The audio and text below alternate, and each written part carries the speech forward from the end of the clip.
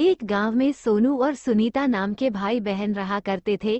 जब छोटे थे तभी उनके माता पिता का देहांत हो गया था। तब से सोनू और सुनीता अनाथ की जिंदगी जी रहे थे। सोनू सुनीता का बहुत ख्याल रखता था। उनके माता पिता बहुत गरीब थे, इस कारण उनके पास घर नहीं था। सोनू अपनी बहन के साथ फुटपाथ पर रहा करता था। सोनू काम करके अपना और अपनी बहन का पेट भरा करता था। एक दिन सोनू गाड़ी साफ कर रहा था, तभी गाड़ी का मालिक, अरे ये कैसी गाड़ी साफ किया है तुमने, ऐसे गाड़ी साफ किया जाता है क्या? सोनू, मालिक मैं फिर से साफ कर देता हूँ, मुझे जल्दी जाना है, ये लो 2 रुपये। सोनू, मालिक थोड़े ज्यादा मिल जाते तो अच्छा होता। गाड़ी का मालिक, जैसा गाड़ी साफ किया है वैसा पैसा मिलेगा। ये कहकर गाड़ी का मालिक गाड़ी लेकर चला जाता है। सोनू, मुझे दूसरा काम देखना पड़ेगा, नहीं तो हम दोनों भाई बहन भूखों मर जाएंगे। सोनू ने सोचा इससे काम नहीं चलेगा, कोई दूसरा काम देखना होगा। फिर वो दोनों एक होटल में काम मांगने जाते हैं, पर उस होटल का मालिक उनसे कहता है अभी कोई काम नहीं है। हाँ, बर्तन मांजने का काम है, क्या तुम कर पाओगे?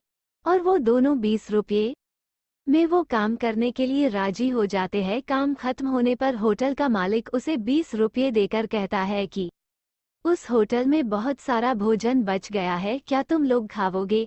वो दोनों राजी हो जाते हैं। सोनू और सुनीता बड़े प्यार से भोजन करते हैं और होटल के मालिक को धन्यवाद देकर चले जाते हैं।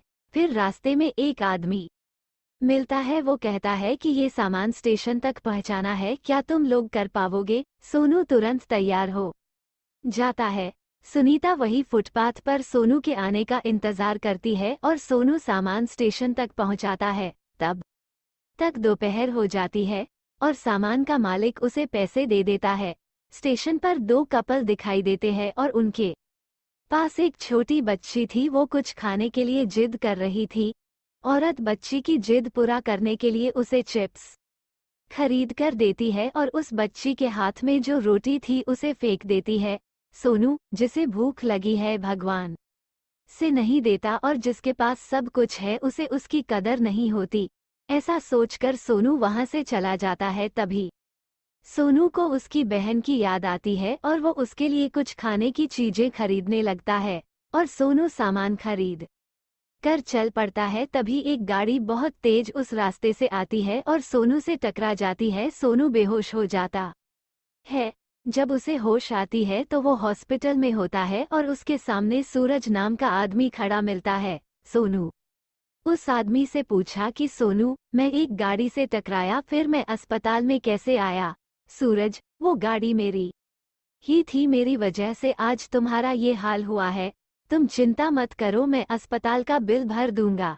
तभी सोनू ने देखा कि उसका पैर नहीं है। सूरज ने कहा कि अब वो बैसाखी से चल पाएगा, तो वो जोर जोर से रोने लगा। सूरज ने कहा कि चलो मैं तुम्हें तुम्हारे घर तक छोड़ देता हूँ। सोनू ने कहा, सोनू, मेरा कोई घर नहीं है साहब। सूरज, फिर तुम कहाँ रहते हो? सोनू, हम तो फुटपाथ पर रहते हैं साहब। सूरज, अच्छा चलो मैं तुम्हें तुम्हारी बहन के पास छोड़ देता हूँ। सोनू अपनी बहन के पास चला जाता है। सोनू को पता था कि उसकी बहन कहाँ होगी। सोनू साहब, आप मुझे मंदिर तक छोड़ दीजिए, मुझे पता है मेरी बहन मंदिर में होगी। सूरज वहां से चला जाता है। सुनीता सोनू को देखकर बहुत रोने लगती है। सुनीता, भगवान ऐसा क्यों करता है? ऐसा कहकर सुनीता रोने लगती है। तभी सोनू सुनीता से कहता है, ऐसा कुछ नहीं है, भगवान के घर देर है अंधेर नहीं है। सुनीता और सोनू वहां कुछ खाना खाते हैं। सोनू अपनी बहन सुनीता से कहता है कि अब उससे कोई काम नहीं हो पाएगा। सोनू, अब हम लोग मंदिर के बाहर भिख मांगा करेंगे, उससे गुजारा हो जाएगा। सुनीता, ठीक है। अब सोनू और सुनीता मंदिर में उस रोज से भिख मांगते थे। अब ऐसे ही बहुत दिन बीत जाते हैं। कोई उन्हें पैसे देता था तो कोई उन्हें खाने की चीजें दिया करता था। अब ऐसे ही उन दोनों की दिन बीत रहे थे। तभी एक दिन एक आलीशान गाड़ी मंदिर के सामने आकर रुकी और उसमें से औरत बाहर आई। वो मंदिर में पूजा करने के लिए चली जाती है। थोड़ी देर बाद वो औरत मंदिर के बाहर आ जाती है। तभी उसकी नजरें सोनू और सुनीता पर पड़ती है। उन्हें देखकर वो अपने बैग में से रोटी निकालकर उनके सामने फेंकती है। तभी सुनीता गुस्से में उस औरत से कहती है, सुनीता मैडम आपको रोटी देनी है तो हाथ में दो, ऐसे फेंको मत, ऐसे फेंकने से रोटी खाने के लायक नहीं रहेगी। औरत, मुझे मत सिखाओ कि मुझे क्या करना है क्या नहीं, मुझे लगा कि मैं हाथ में दूंगी या फेंक दूंगी। सुनीता, मैडम जी इतना घमंड अच्छा नहीं। औरत, तू मुझे समझाएगी कि मुझे कितना घमंड है? रुक, मैं अभी बताती हूँ, तू इतनी सी है। ऐसा कहकर वो औरत सुनीता को मारने लगी और बहुत जोर जोर से मारने लगी। तभी सोनू बीच में आकर कहता है, सोनू मैडम सुनीता को मत मारिए, इसके तरफ से मैं माफी मांगता हूँ। आपने रोटी जमीन पर फेंका इसलिए सुनीता आपसे यह बात कही, इसमें सुनीता की कोई गलती नहीं है। औरत, तुम समझदार लगते हो। सोनू, मैडम ये गाड़ी से मेरे पैर का एक्सीडेंट हुआ था और तब से मैं अपाहिज हूँ। ये सुनते ही मैडम बहुत दुखी हुई और कहने लगी, मेरे पति ने मुझे बताया था कि उनकी गाड़ी से किसी बच्चे का एक्सीडेंट हो गया है। अच्छा वो तुम ही हो, मुझे क्षमा कर दो, मैं तुम लोगों के ऊपर बहुत गलत व्यवहार किया।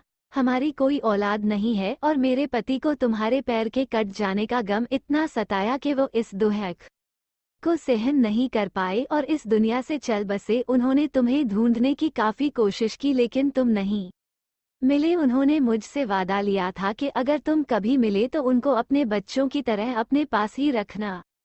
तुम दोनों मेरे साथ मेरे घर चलो। वो दोनों उनके साथ जाने के लिए तैयार हो गए। वो दोनों उस घर में बहुत खुशी खुशी रहते हैं। वो औरत भी उन्हें अपने बच्चों की तरह पाला करती है। वो दोनों वहाँ बहुत खुश है। गरीब का भूख बहुत अलग होती है, ऐसे ही अमीर लोगों की भूख अलग होती है। उनके पर्याप्त भोजन होने के कारण वो फेंक देते हैं, मगर गरीब को भूख लगे तो उन्हें खाने के लिए 2 वक्त की रोटी भी नहीं मिलती। इसी वजह से गरीब और अमीर लोगों की भूख अलग अलग होती है।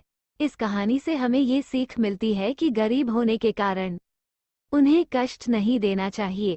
गरीबों की हमेशा सहायता करनी चाहिए।